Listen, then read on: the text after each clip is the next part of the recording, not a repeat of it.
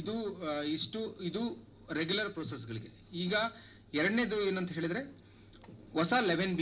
ಈಗ ನಾವು ಲಾಸ್ಟ್ ಒಂದು 18 ದಿನ 20 ದಿನದಿಂದ ನೋಡಿದಾಗಿಂದ ತುಂಬಾ ರಿಕ್ವೆಸ್ಟ್ಗಳು ಹೊಸ 11Bಗೆ ಬರ್ತಾ ಇದೆ. ಅಂದ್ರೆ ಪರಿವರ್ತನೆ ಇಲ್ಲದ ಪರಿವರ್ತನೆ ಆದ ಆಸ್ತಿಗಳು ಏನಾದ್ರೆ ಸೈಟ್ಸ್ಗಳು ಇರ್ತವೆ, ಬಿಲ್ಡಿಂಗ್ಸ್ಗಳು ಇರ್ತವೆ, ರೆವಿನ್ಯೂ ಸೈಟ್ಸ್ ಅಲ್ಲಿ ಇರೋ ಬಿಲ್ಡಿಂಗ್ಸ್ಗಳಿಗೆ ಅಂತದಕ್ಕೆ ನಾವು ಒಂದು 11B 5 ಕ್ಲಾಸಿಫಿಕೇಶನ್ ನ ಕೊಟ್ಟಿದ್ದೀವಿ. 5 ಕ್ಲಾಸಿಫಿಕೇಶನ್ ಅಲ್ಲಿ ಬರೋ ಹೊಸ ಅರ್ಜಿಗಳು ಅಂದ್ರೆ ಪಂಚತಂತ್ರ ತಂತ್ರಾಂಶದಲ್ಲಿ ಇಲ್ಲದೆ ಇರೋ ಅರ್ಜಿಗಳಿಗೆ ಬೇರೆ ತರ ನಾವು ವರ್ಕ್ ಫ್ಲೋನ ಮಾಡಿದೀವಿ ರೂಲ್ಸ್ ಪ್ರಕಾರ. ಆ ತರ ಅರ್ಜಿಗಳು ಯಾರಾದ್ರೂ ಹಾಕಿದರೆ ಅದು ನೇರವಾಗಿ ಸಿಒ ಹೋಗ್ಬೇಕು ಅಂತ ಹೇಳಿ ರೂಲ್ಸ್ ಅಲ್ಲಿ ಇದೆ. ಮುಖ್ಯ ಕಾರ್ಯನಿರ್ವಹಣಾಧಿಕಾರಿಗಳು ಅಂದ್ರೆ ಜಿಲ್ಲಾ ಪಂಚಾಯತಿ ಸಿಒಗೆ ಹೋಗ್ಬೇಕು ಅಂತ. ನಾವು ಆ ಸಿಒಗಳಿಗೆ ಹೋದಾಗ ಅವರಿಗೆ ಸ್ವಲ್ಪ ಕೆಲವೊಂದು ಇನ್ಫಾರ್ಮೇಶನ್ ಅಂದ್ರೆ ನಮಗೆ ಮೊದಲೇ ಖಾತರಿ ಏನಾಗಬೇಕು ಅಂತ ಹೇಳಿದ್ರೆ ತುಂಬಾ ಜನ ಈ ಲೀಸ್ಟ್ ಅಲ್ಲಿ ಏನು 95 ಲಕ್ಷ ಪ್ರಾಪರ್ಟೀಸ್ ಏನು ಲೀಸ್ಟ್ ಅನ್ನು ನಾವು ಡಿಸ್ಪ್ಲೇ ಮಾಡ್ತಾ ಇದ್ದೀವಿ ಅದರಲ್ಲಿ ಇರಬಹುದು. ಬಟ್ ಆದ್ರೂ ಯಾರು ಹುಡುಕ್ತಾ ಇದ್ದಾರೆ, ಕರೆಕ್ಟಾಗಿ ಸಿಗ್ತಾ ಇಲ್ಲ ಅಂತ ಕೇಸಸ್ ಅಲ್ಲಿ ಅವ್ರು ಏನ್ ಮಾಡ್ತಾರೆ, ಹೊಸ ಅರ್ಜಿ ಹಾಕ್ಬೋಣ ಅಂತ ಹೇಳಿ ಅರ್ಜಿ ಹಾಕ್ಬೋದು. ಬಟ್ ಅಲ್ಲಿ ಅರ್ಜಿ ಹಾಕಿದಾಗ ನಾವು ಅದನ್ನ ವಿಲೇ ಮಾಡಿ ಅಪ್ರೂವ್ ಮಾಡಿದ್ವಿ ಅಂತ ಹೇಳಿದ್ರೆ ಒಂದೇ ಪ್ರಾಪರ್ಟಿ ಓನರ್ ಹೆಸರಲ್ಲಿ 2 ಪ್ರಾಪರ್ಟಿ ಕ್ರಿಯೇಟ್ ಆಗುತ್ತೆ ಪಂಚತಂತ್ರದಲ್ಲಿ. ಅಲ್ಲೂ ಕೂಡ ಡಿಮ್ಯಾಂಡ್ ಇರುತ್ತೆ, ಆ ಪ್ರಾಪರ್ಟಿಗೂ ಕೂಡ ಡಿಮ್ಯಾಂಡ್ ಇರುತ್ತೆ, ಈ ಪ್ರಾಪರ್ಟಿಗೂ ಕೂಡ ಡಿಮ್ಯಾಂಡ್ ಕ್ರಿಯೇಟ್ ಆಗುತ್ತೆ. ಸೊ ಅವಾಗ ನಿಮ್ಮ ಕರೆಂಟ್ ಡಿಮ್ಯಾಂಡು ಜಾಸ್ತಿ ಆಗುತ್ತೆ, ಟ್ಯಾಕ್ಸ್ ಕೂಡ ಕಲೆಕ್ಟ್ ಮಾಡೋ ಟಾರ್ಗೆಟ್ ಕೂಡ ಜಾಸ್ತಿ ಆಗುತ್ತೆ. ಸೊ ಆ ಉದ್ದೇಶದಿಂದ ಅಂತ ಅರ್ಜಿಗಳು ಹೊಸ 11B ಅರ್ಜಿಗಳು ಏನು ಬರುತ್ತೆ ಅಂತ ಅರ್ಜಿಗಳನ್ನ ನಾವು PDO ಲಾಗಿನಿ ಕಳಿಸ್ತಾ ಇದೀವಿ.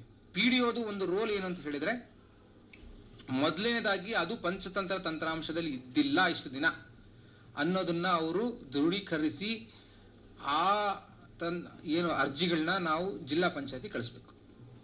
ಸೊ ಇಷ್ಟು ಫಸ್ಟ್ ವೆರಿಫಿಕೇಶನ್. ಇಷ್ಟು ಬಿಟ್ಟು ಬೇರೆ ಇಲ್ಲ ನಾವು ಅದನ್ನು ಡಾಕ್ಯುಮೆಂಟ್ ವೆರಿಫೈ ಮಾಡ್ತೀವಿ, ನಾವೇ ಸ್ಥಳ ಪರಿಶೀಲನೆ ಮಾಡ್ತೀವಿ, ಇಲ್ಲ. ಫಸ್ಟ್ ಗ್ರಾಮ ಪಂಚಾಯತಿ PDOಗಳು ಇಷ್ಟೇ ಮಾಡಬೇಕು ರೂಲ್ಸ್ ಪ್ರಕಾರ. ಅವರು ಇದನ್ನ ನಾವು ಜಸ್ಟ್ ಇಂಟರ್ಮೀಡಿಯೇಟ್ ಯಾಕೆ ಕೊಟ್ಟಿದ್ದೀವಿ ಅಂತ ಹೇಳಿದ್ರೆ ಒಂದೇ ಹೆಸರಲ್ಲಿ 3-4 ಪ್ರಾಪರ್ಟಿಗಳು ಕ್ರಿಯೇಟ್ ಆಗಿ ನಿಮ್ಗೆ ಡಿಮ್ಯಾಂಡ್ ಜಾಸ್ತಿ ಆಗಬಾರ್ದು,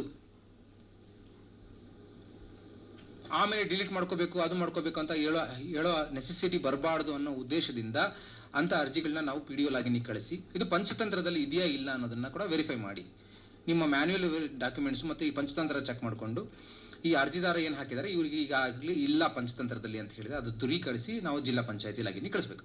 ಜಿಲ್ಲಾ ಪಂಚಾಯತಿಗೆ ಸಿಇಒಗೆ ಆ ಅರ್ಜಿಗಳು ಸಿಇಒ ಹೋಗಕ್ಕಿಂತ ಮೊದಲು ಇಂಟರ್ಮೀಡಿಯೇಟ್ ಒಂದು ಲಾಗಿನ್ ಕ್ರಿಯೇಟ್ ಮಾಡಿದ್ದೀವಿ ಅಸಿಸ್ಟೆಂಟ್ ಸೆಕ್ರೆಟರೀಸ್ಗಳಿಗೆ, ASಗಳಿಗೆ.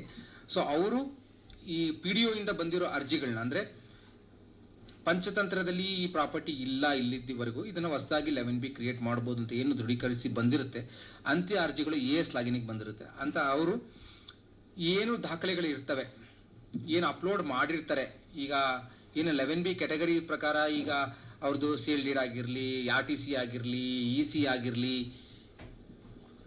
ಏನು ಅಪ್ಲೋಡ್ ಮಾಡಿರ್ತಾರೆ ಆ ದಾಖಲೆಗಳು 7/4/2025 ಮುಂಚೆ ಎಲೆಕ್ಟ್ರಿಸಿಟಿ ಬಿಲ್ ಆಗಿರಲಿ 7/4/2025 ಮುಂಚೆ ಇದೆ ಅನ್ನೋದನ್ನ ವೆರಿಫೈ ಮಾಡಿ ಅದನ್ನ CO ಲಾಗಿನ್ಗೆ ಕಳಿಸಬಹುದು. ಅಂದ್ರೆ ಓಕೆ ಇದು ಪಂಚತಂತ್ರದಲ್ಲಿ ಇಲ್ಲ ಅಂತ PDO ಅಪ್ರೂವ್ ಕೊಟ್ಟಿದ್ದಾರೆ, PDO ಅಥೆಂಟಿಕೇಟ್ ಮಾಡಿದ್ದಾರೆ.